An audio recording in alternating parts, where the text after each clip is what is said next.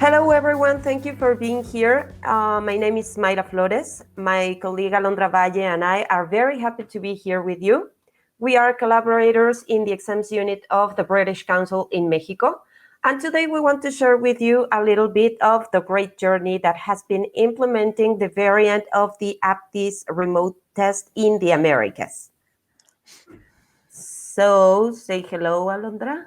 Hi, I'm glad we are here and we hope this is interesting for you. Okay, I'm going to start sharing my screen. And please let me know if you can see it.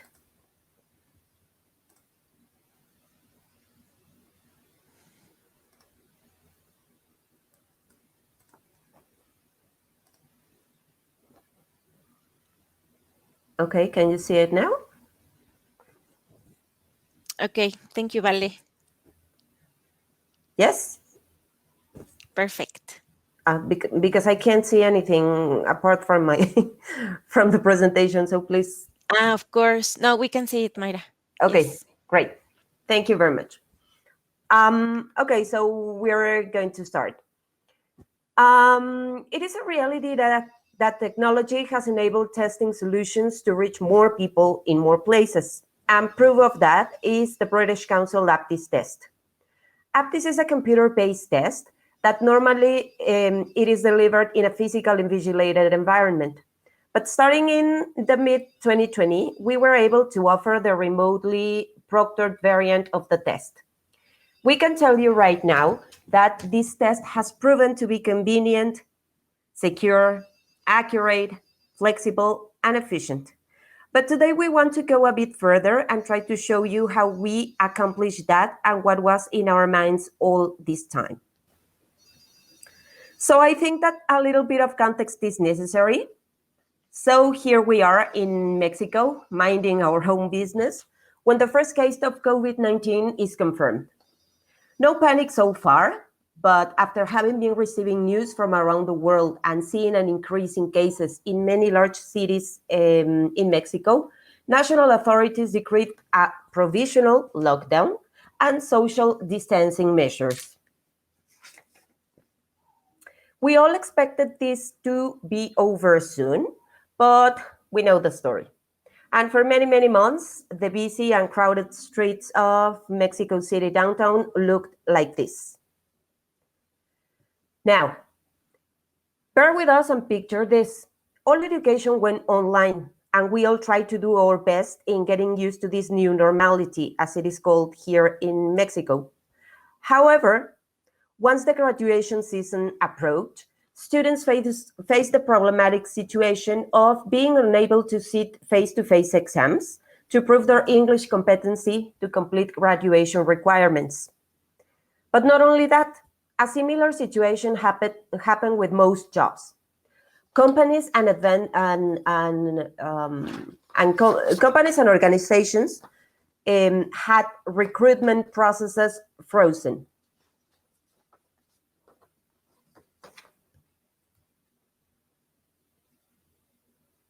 When the COVID-19 pandemic spread all across Latin America, more and more countries started going into lockdown, leaving many students without being able to meet the requirements of English language assessment for graduation purposes.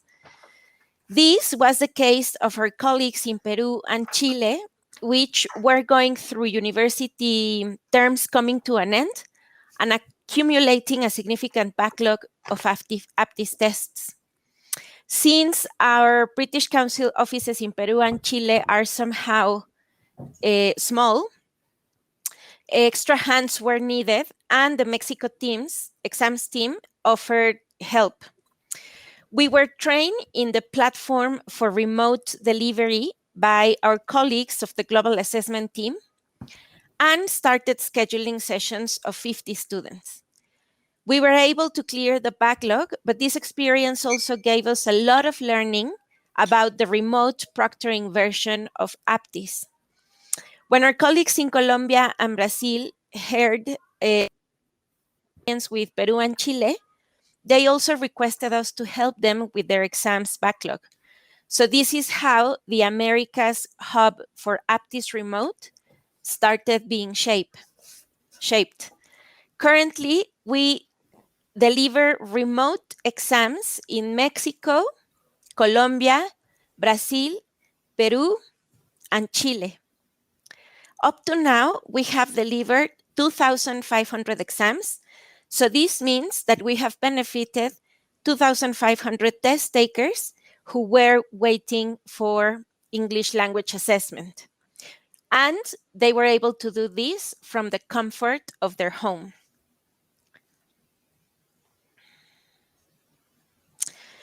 And of course, as it happens in every process implementation, we faced challenges.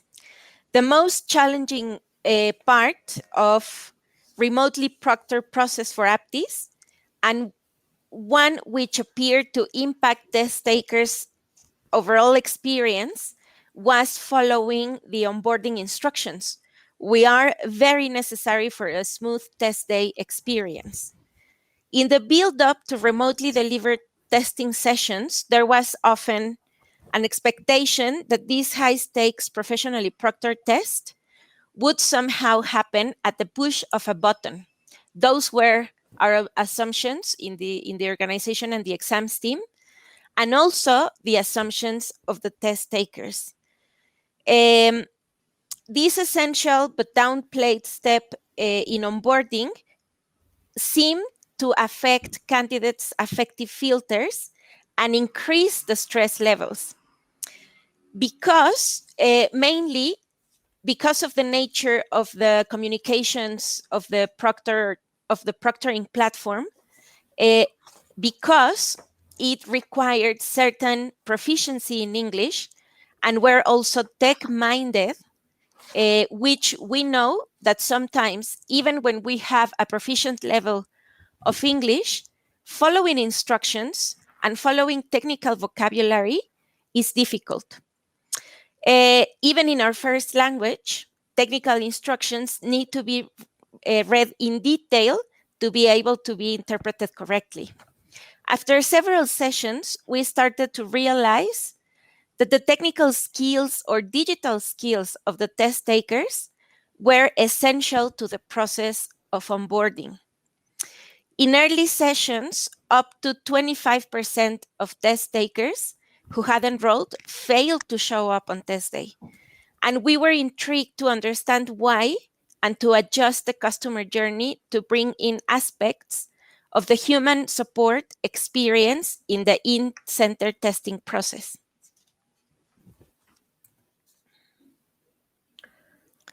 So, how we dealt with this? As you can see, all action taken was related to communication improvement. First, we worked closely with our proctoring software provider to tailor the system-generated communications and meet our Latin American test takers' expectations. Second, pre-onboarding sessions were scheduled, and these were aimed to reduce the test taker anxiety and trying to provide certain reassurance on their technical setup, a task which is traditionally performed by the test day supervisor. Third, we also develop our own communications pack, and as a priority, onboarding instructions were translated into Spanish. This was crucial because even though we might feel we are competent in a foreign language, following a set of technical instructions is always complicated, even in our own language. Finally, our local team set up a close helpline function on test day for any candidates experiencing problems. We perceive that all these actions help to close the emotional gap and deal with the need of human contact to reduce the test takers' concerns and allow them to keep their attention focused on what is the most important thing for them, their performance on the exam. By carrying out these actions, not only did our rate of no-shows reduce significantly, but other feedback from the test takers became increasingly positive, with over 70% candidates now assigning the top rating of very positive to describe the remote testing experience. Almost 90% now rating their perception of friendliness of the experience as between 8 and 10 on a 1 to 10 scale, and over 80% describing the sense of feeling being appropriately attended on the test day, even when the testing experience was completely remote. However, although no longer an obstacle, nearly 20% of candidates still describe the onboarding process as difficult, and we want to continue working to improve this part of the process. After almost a year and a half of work from home, learning from home, socializing from home, we can't deny that our social experience has changed. In terms of education and assessment, we know that the element of the test room testing process can never be replicated. This is the social aspect. And for example, the test day group dynamic, the sense of nerves and excitement within the cohort of test takers. And this usually helps the test takers to upscale or upgrade their skills. Sometimes in the test room, they are with classmates or strangers, but in the here and now of the physical test room. And there is usually a sense of togetherness and equity in the experience. As Professor Vary O'Sullivan, assessment expert and designer of APTIS, commented in a recent conversation, although the live environment may also positively impact on some candidates by raising their adrenaline prior to test performance, the more solitary experience in the home environment will also offer other advantages to some people, such as avoiding a stressful or costly journey into a test center or taking advantage of one's own quiet environment to perform at one's best where circumstances permit. With the improvements that we made to our processes, we intend to help the test taker to feel as supported as possible, with permanent support on test day through instant communication platforms and guidance from start to end of their journey to cater for their needs and to guarantee a smooth test day experience. This, we know, helps them focus on really demonstrating their skills and knowledge in the English language and to reduce the anxiety that test takers could feel from following technical instructions.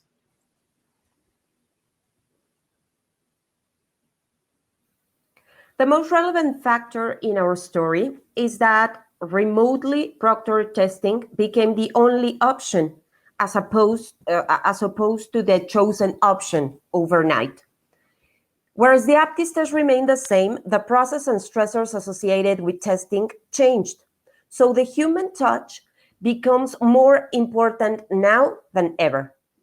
It has been especially important to remind ourselves that when it comes to remote proctoring, it is helpful to examine and challenge assumptions about the easiness of the remote solutions from the test taker perspective, and from both technical and emotional angles. What is the most important thing for us? While the technology behind the remote proctoring is as important as it is exciting, the end users we are serving are even more important. For such a high-stakes experience as a test is, and for candidates to have their best chance, we have to listen to them, their needs and their preferences, whatever the delivery model is. This quote we have here from two of our dearest colleagues pretty much summarizes the experience we have had with the remotely proctored APTIS test. I'm going to read it for you. The British Council hopes to continue working with test takers worldwide to ensure that the huge opportunities afforded by e-assessment methodologies reach our customers in the fairest way possible to support their ongoing personal, academic, and professional ambitions. This chat was based in a very interesting article written by our previously mentioned colleagues from the Global Assessment Team, Fiona Mitchell and David Sorrentino. So in case you are interested in reading the full article, it was published in the E-Assessment Association newsletter. The title of the article is Going Remote but Staying Close, Keeping Test Takers at the Heart of the British Council's Remotely Proctored APTIS test. And it was written by Fiona Mitchell and David Sorrentino, and you can find it on the link we have here. Thank you so much for listening, for being here, and now we open the time to questions, so please be so kind to write them on the chat box of Q&A, and we will start answering right now. These are our contact details. My name is Mayra Flores. I'm Business Development Manager at British Council Mexico. And my colleague is Alondra Valle. She is the head of exams operations for Mexico's cluster. I'm going to stop sharing so we can see the questions. So I don't think there are questions.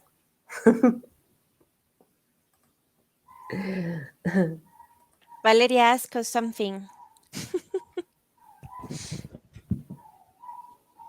Or Anne-Marie asked us something. It says, no question, but thank you for this presentation. Okay. Thank you very much. I can't see that. Why? Can't? You have to go to the chat. Yeah. Now I see it. Okay. And Anne-Marie is saying it was very useful as we are also struggling with remote proctoring products. Yeah. I think globally, remote proctoring platforms have been exactly, and it's not as straightforward. Yes. Yeah, we were all hoping that it was just a matter of going into the computer and starting a test, and that was it, no? And you were going to get your results very fast. But it turns out that it takes more from the test taker and also from the organizations in terms of resources to deliver these remote proctor tests.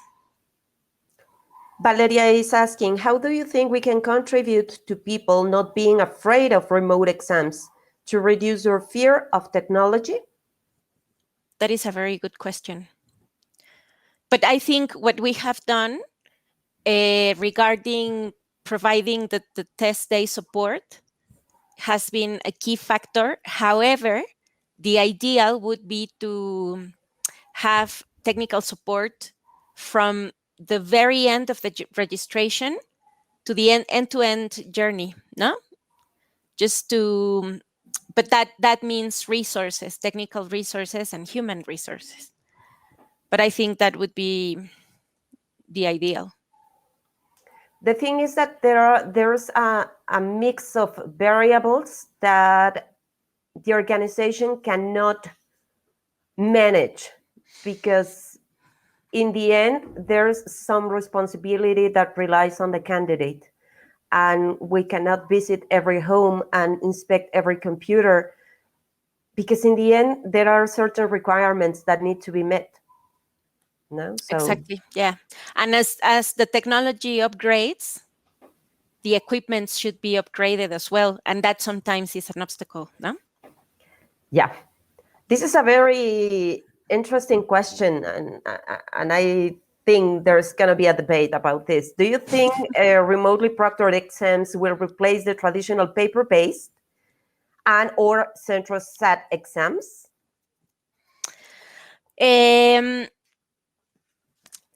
As we were saying, remote proctoring will require, in case we continue in this situation in which we need to limit face-to-face activities for a very long time, remote proctoring of tests, of assessment, will require also a certain kind of training for candidates. It's not a matter of only developing technologies.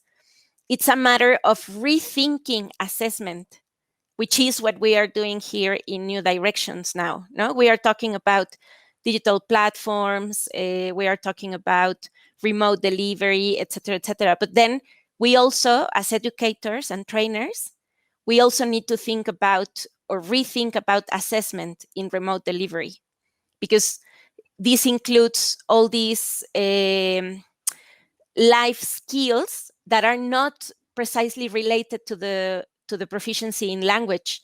They are related to digital skills.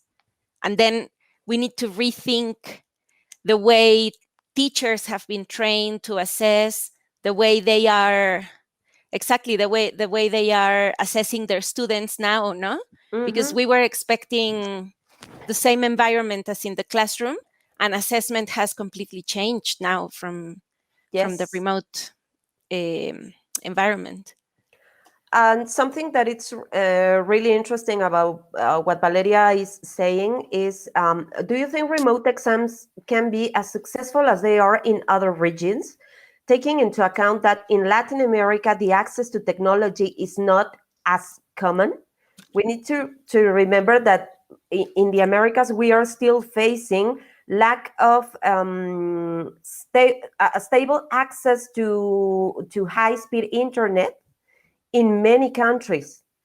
So this is like a big area of opportunity in which all countries have to work. And I think that this is precisely one of the things that needs to be addressed in events like this one, no, like New Directions, because it's not just like Anne Marie was saying, it's not just the idea of having the paper-based exams in a remote virtual digital platform. It's not like that.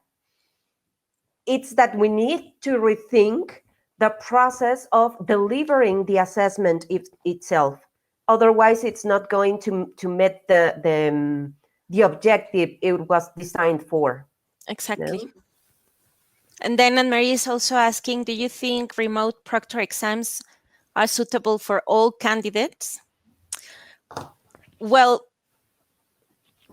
assessment in general needs to be personalized, as well as not only teaching needs to be personalized, also assessment.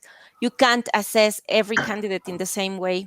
So yeah, it's a full conversation regarding the teaching learning experience and the assessment experience, no? Because now that the teaching learning experience is changing, that had to change drastically, like you said, Mayra, overnight.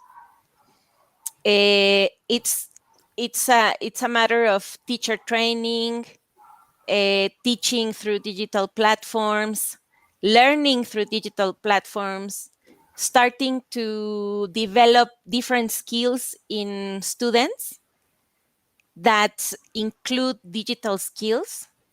Yep. And then the way of assessing everything. And precisely as Anne Marie is saying, let's take, for example, young learners. These very young students that even though we see they can manage an iPad, or they can access a game in a computer, it's not the same applying these skills to entertainment or to leisure time activities than apply them for assessment purposes. So I think that this is exactly what you were saying, Alondra. We need to rethink the whole process. I think that it's not a matter if they are suitable or not. I think that those in charge of designing assessments must think about this and make them accessible for all kinds of learners. No, there's an assessment for every kind of learner. So we have been forced by the recent events we are facing now globally. So I think that one way or another, we need to come up with some solutions, because in the long term, I think we're going to be sitting face-to-face exams again, but definitely e-learning, e-assessments are here to stay, whether Yeah. we like it or not. It was coming, but we Yeah, had to speed it up. Yeah. exactly. Mhm. And then Valeria says having digital skills can contribute to reducing the fear of remote exams. Exactly. Mhm. But again, a long way to go in Latin America. Hopefully, we are contributing as part of the British Council. Yes. Exactly. This is very important what Valeria is Yeah. saying, because I think that fear stems from not knowing what is going to happen. No, take for instance a couple of minutes before the presentations, Alondra and I were going crazy because we didn't know how to. We were not sure how to access. We have a general idea how to access this session, but somehow we went crazy for a couple of minutes, and that's it, right? Sometimes we need to be we need digital literacy to be Exactly. sure that when we face an assessment experience, a digital assessment experience, we know that we are going to be confident that we are going to have a good result. Yep. So Yeah. thank you very much for all of your questions. I think it's time for us to finish the session. We invite Thank you you to for visit being the with us expo here. and visit the stand for of APTIS remote test. Thank you very much. Thank you. Take care.